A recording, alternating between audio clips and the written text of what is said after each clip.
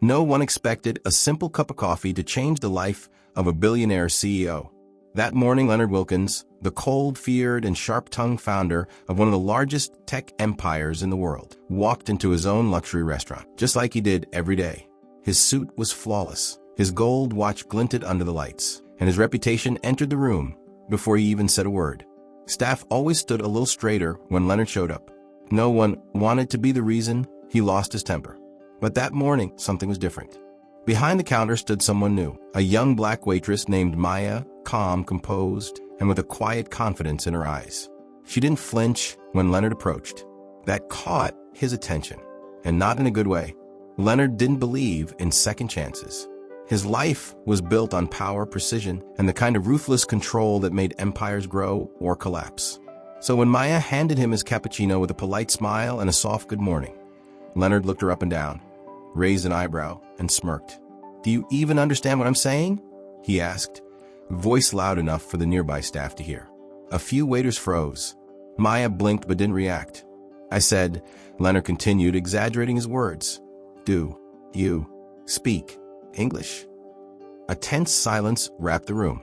The CEO had spoken, and everyone expected Maya to shrink or apologize.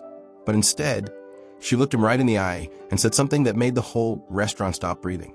Before we dive deeper into this journey, take a moment to support this channel. If you enjoy stories that touch the heart and inspire the soul, hit the like button, subscribe, and comment below where you're watching from. We love hearing your stories too.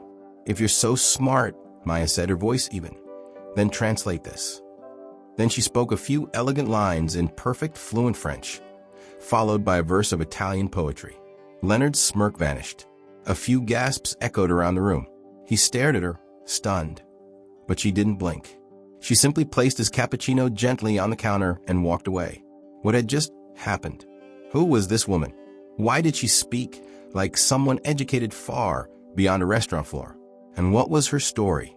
That moment lit a fire inside Leonard, not of anger, but of something he hadn't felt in years. Curiosity. He began asking questions. Quietly, discreetly, his assistants dug into Maya's background, but what they found made no sense. No formal college degree, no public academic accolades, just a trail of short-lived jobs, most of them far beneath her apparent intelligence. Yet there were whispers, volunteer work at language centers, fluency in 4 languages, and mysterious gaps in her resume. Something didn't add up. Leonard couldn't stop thinking about it. For the first time in years, someone had made him feel small. And instead of retaliating, he wanted to understand why. What was Maya hiding? And why, with all that brilliance, was she working as a waitress in his restaurant? That night, Leonard couldn't sleep. Her words echoed in his head. Translate this. He replayed it over and over. In a world where he could buy anything, command anyone, or fire people on whim, he had finally met someone whose worth couldn't be measured in money. And it shook him. He returned to the restaurant the next morning, not to be served, but to watch. Maya moved with grace, calm, and dignity. She never looked his way, not even once, and that bothered him more than he expected. For the first time, Leonard felt invisible in his own empire. But he wasn't ready to walk away. Not yet. He had to know who Maya truly was, and why she seemed immune to his power. The next step he took would unravel everything he thought he knew about success, value, and humanity. And that's when Leonard made a decision no one saw coming. Leonard couldn't stop thinking about her. Maya had planted a seed in his mind that kept growing, louder each day, drowning out boardroom meetings, shareholder reports, and business calls worth millions. He wasn't used to being ignored, especially not by someone he technically employed. But it wasn't just about pride anymore. There was something about Maya, something in the way she carried herself, unbothered by wealth or status. Something rare. It made Leonard feel something he hadn't in years. Uncertainty. And so, in a move completely out of character, he did something no one expected.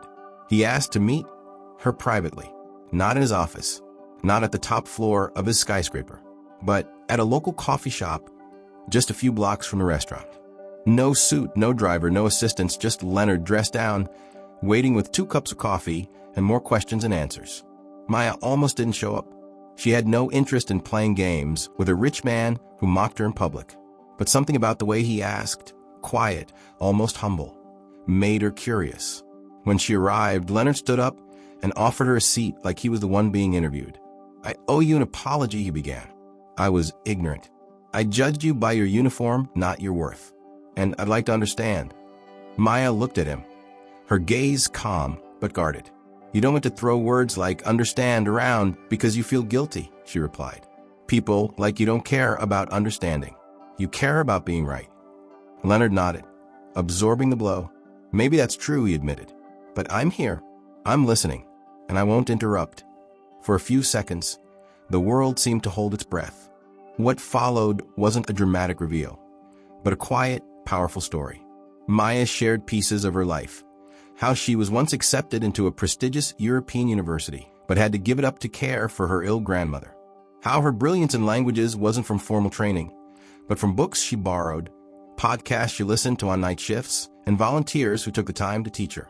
She never chased titles. She chased knowledge. And now, after her grandmother passed, she was simply trying to restart her life on her terms. Leonard listened, stunned. He realized he had misjudged everything. Her silence, her uniform, even her presence in the restaurant. It had nothing to do with failure. It had everything to do with sacrifice. That conversation stayed with him, not just that night, but for weeks. And slowly, something shifted in Leonard. He started visiting his own restaurant more often, not as a CEO, but as an observer. He saw things he had ignored for years. The exhaustion in the eyes of dishwashers, the way waitresses covered for one another, the pride in a job well done even when no one noticed. It humbled him. The staff, especially Maya, began to notice his change. He no longer barked orders or demanded perfection. Instead, he asked questions, listened, learned. But the real turning point came when Leonard received an invitation to a prestigious charity gala. The speaker had canceled, and the organizers were desperate. Leonard had an idea, one that shocked everyone in the room. He offered the spotlight to Maya, and when she stepped onto that stage, dressed in a simple navy blue dress, with a quiet confidence in her stride, the room went silent. All eyes were on her. Maya stood beneath the golden lights of the gala's grand ballroom, a place reserved for millionaires, heirs, and the kind of people who wore wealth like a second skin. Yet there she was, a former waitress, with no designer label on her back, no influential last name, and no formal pedigree.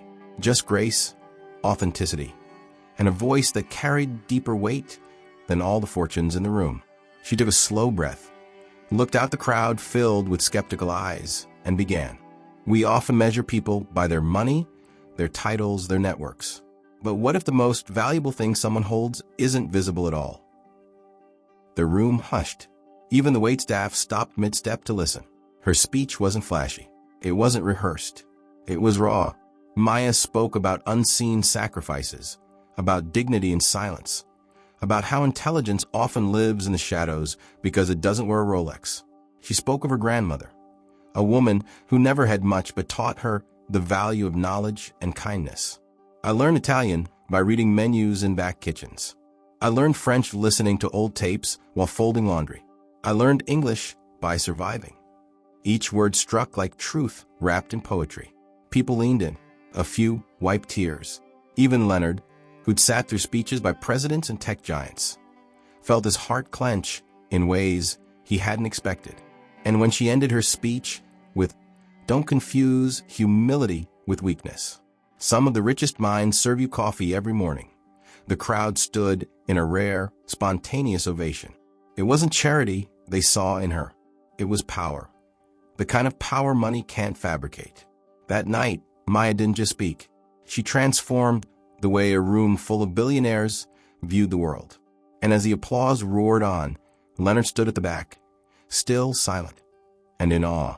He realized something profound. For all his wealth and dominance, he had never earned the kind of respect Maya just received.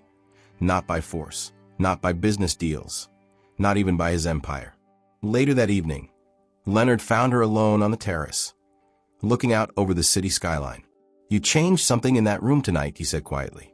Maya turned to him, her expression unreadable. "I didn't say anything they don't already know," she replied. "They just don't like to be reminded by someone like me." He nodded, then hesitated. What would it take to get someone like you to join my company? Not behind the counter, but in the boardroom. She smiled, a sad and knowing kind of smile. You can't hire what you don't understand. Then, before he could answer, she walked away. Leonard didn't chase her. Instead, he stood there, realizing that some moments are too sacred to touch with offers, contracts, or cash. Maya wasn't just someone to promote. She was someone to learn from. And the more he thought about it, the more he understood his entire definition of value had been wrong. He had spent his life chasing numbers, but tonight, he had witnessed something priceless. But what Maya would do next would leave not just Leonard, but the entire city stunned. The buzz from the gala didn't die down. In fact, it grew louder. Social media clips of Maya's speech spread like wildfire, captioned with phrases like "the waitress who silenced millionaires," powerful words from an unexpected voice, and "true richness isn't in the bank." Within days, interviews poured in, podcast requests flooded her inbox, and offers from prestigious institutions began lining up. But Maya declined them all. People were confused. Why wouldn't she capitalize on this moment? Why wouldn't she take the spotlight, the sponsorships, the guaranteed wealth? What no one knew was that Maya had a plan. A quiet, daring, and purpose-driven plan. One that would change hundreds of lives instead of just her own. She had been saving every penny she earned at the restaurant, working night shifts, teaching free language classes on weekends, and planning the launch of something close to her heart. A community center for underserved youth. A place where brilliance wouldn't depend on tuition. Where languages, creativity, and innovation would be taught freely by people who knew how it felt to be overlooked. With a sudden wave of attention, Maya saw her chance, not to become famous, but to fund her dream. So she wrote a post, just a simple message. We don't need more boardrooms. We need more classrooms. If you want to invest in real change, meet me at the old textile warehouse on 5th. We're building something together. What followed was unimaginable. People showed up, not just donors, but teachers, artists, volunteers, even former students she had tutored in quiet corners of cafes.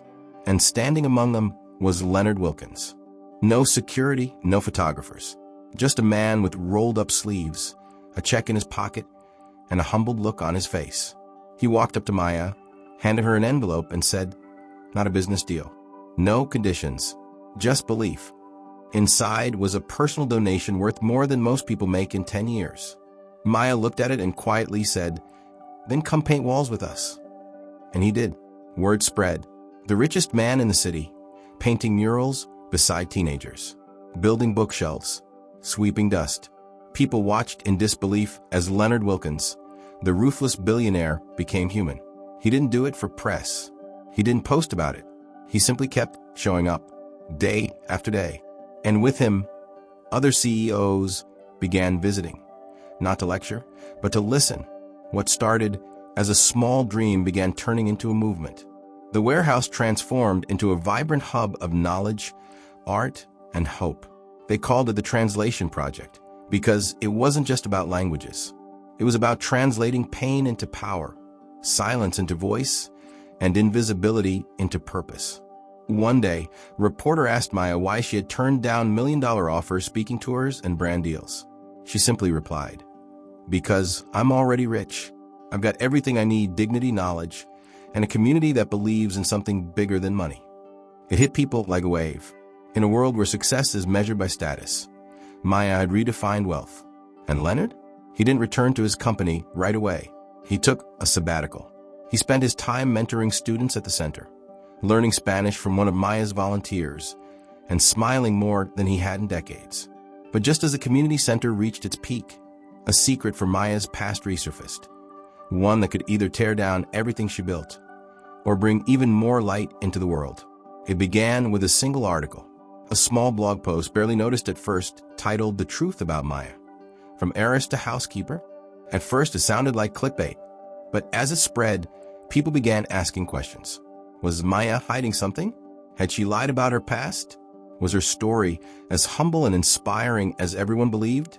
Leonard was the first to confront her, not in anger, but in quiet confusion. "Is it true?" he asked, holding his phone with the article open. Maya didn't deny it. She didn't flinch. She simply nodded, her eyes calm but heavy. Yes, she said. It's true. I used to be rich. And just like that, the world shifted again. Maya revealed what she had never intended to make public. She was born into a family of wealth, prestige, and international legacy. Her father was a diplomat. Her mother, a celebrated linguist. She had grown up in mansions, traveled across continents, and attended elite schools until the age of 15. But when a massive scandal struck her family, one involving corruption, fraud, and public disgrace, they lost everything. And Maya? She chose not to run from a fall. She left it all behind, refusing to ride on a name stained by greed. Instead, she rebuilt herself from scratch. I wanted to know who I really was without the money, she said. So I disappeared. I worked like everyone else. I listened. I learned. And I became someone I respect. The media spun it wildly, some calling her a fraud, others calling her a genius of reinvention. But the people at the community center, they didn't care. They knew Maya not by her past, but by her presence. They'd seen her mop floors and teach grammar in the same day. They'd seen her give her lunch to kids who came hungry. And Leonard? He didn't walk away. In fact, he respected her more. You walked away from fortune to build meaning, he told her. I spent my whole life chasing fortune, only to find meaning in your shadow. The words hit both of them deeply, but the truth had consequences. The sponsors began pulling out. News anchors debated her authenticity. Enrollment dropped slightly, and a few corporate partners backed away. Maya faced the backlash head-on. She held a town hall, open to everyone. No press, no podium, just her standing in the center of the same room where kids had once learned their first words in new languages. I didn't lie, she said firmly. I left a life of privilege to find my own voice, and I found it here with you. Her honesty reignited the flame that had built the center in the first place. More volunteers returned, more students enrolled. Donations from ordinary people, single parents, retired teachers, even teenagers flooded in, outweighing the corporate ones. And then one day, a letter arrived. It was handwritten, sealed in a gold-trimmed envelope. No return address. But Maya recognized the handwriting. It was from her mother, someone she hadn't seen in over a decade. The letter was simple, a single page, an invitation. Come home. Let's rebuild. Not the legacy, but our relationship. Maya's hands trembled as she read it. She had faced judgment, admiration, and betrayal. But this was different. This was family. And now, she stood before a choice that would once again shift the direction of her life.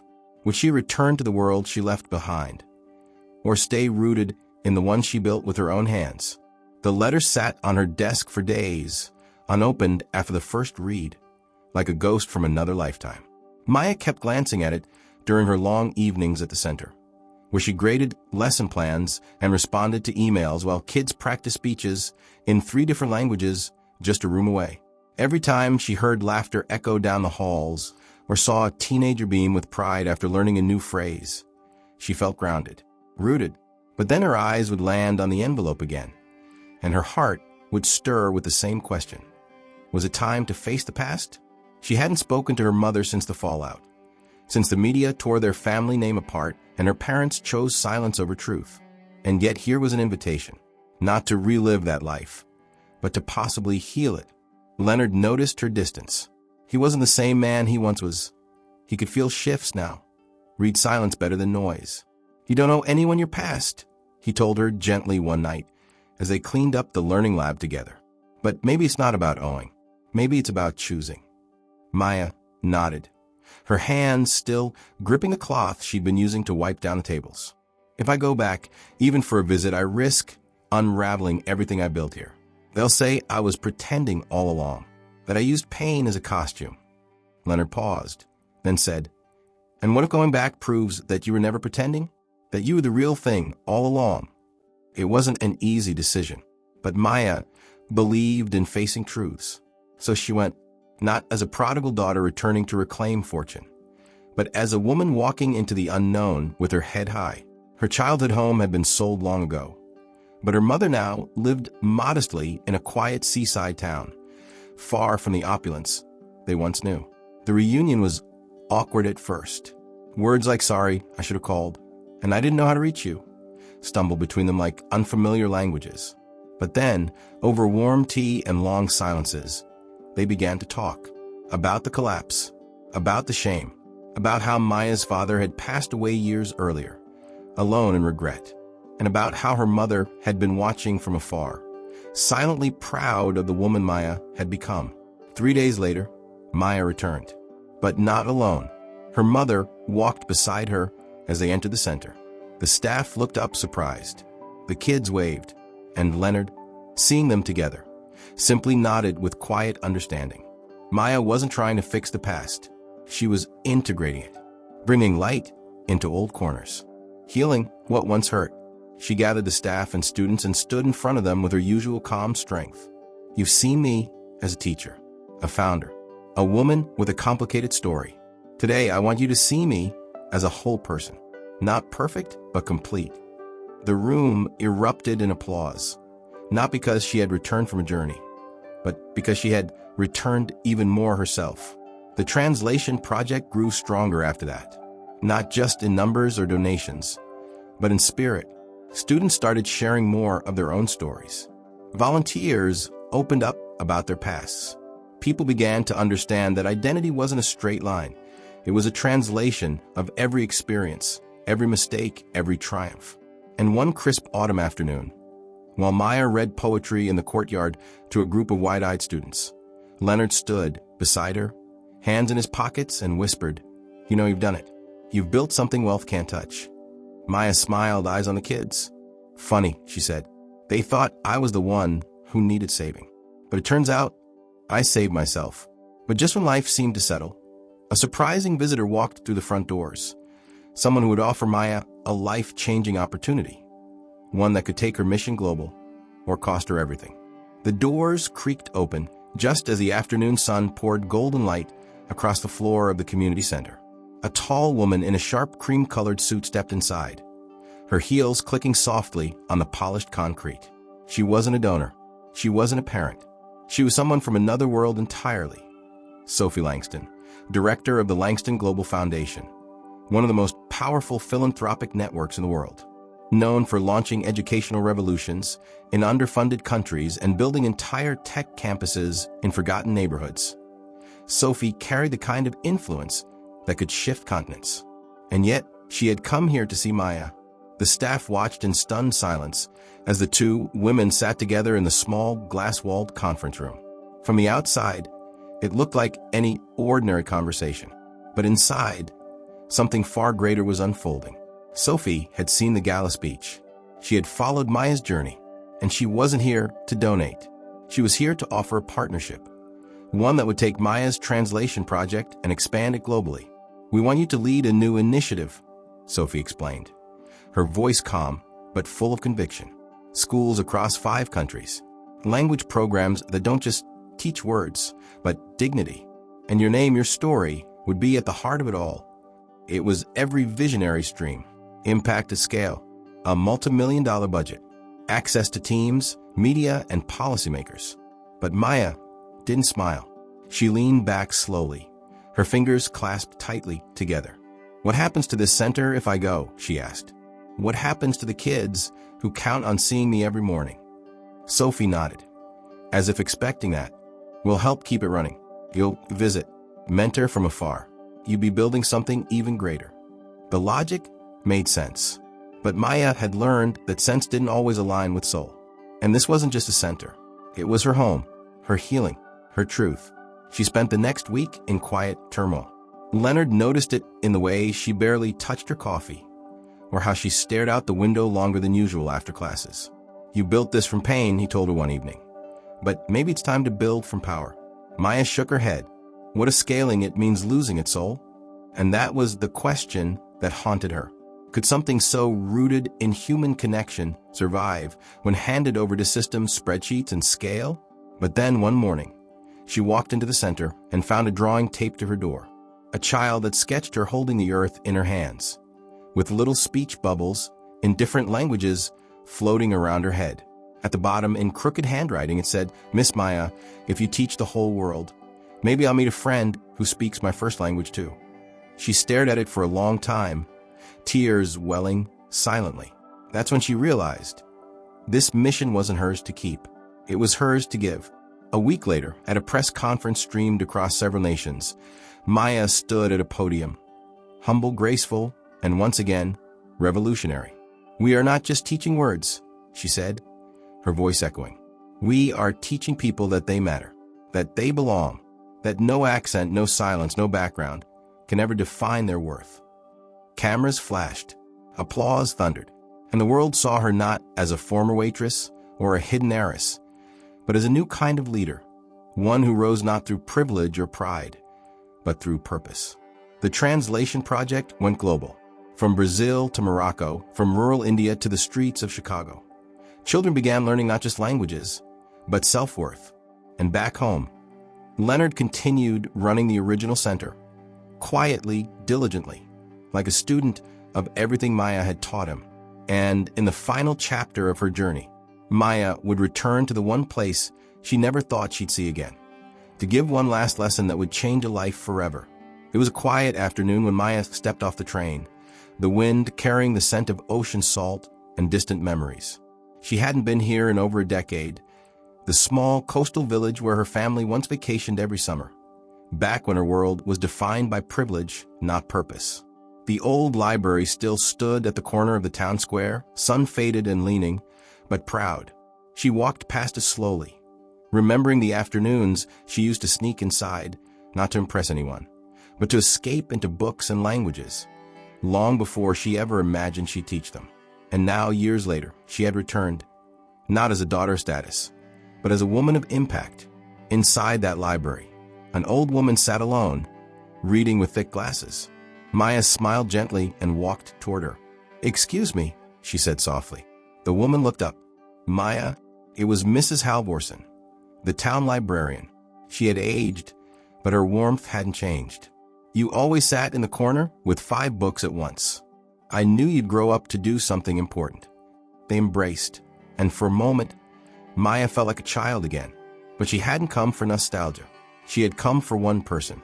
In a modest cottage just beyond the town, a young girl waited. Her name was Amara, 12 years old, bright, shy, and recently orphaned. She had been struggling with speech after trauma, and no teacher had been able to reach her. But someone had sent word, maybe Maya can. The moment their eyes met, something passed between them. Not words, not gestures, just understanding. Maya sat beside her, pulled out a blank notebook, and wrote one word on the page: hope. Then she gently passed the pencil to Amara. The girl hesitated, then slowly, carefully, wrote underneath, always. It was enough.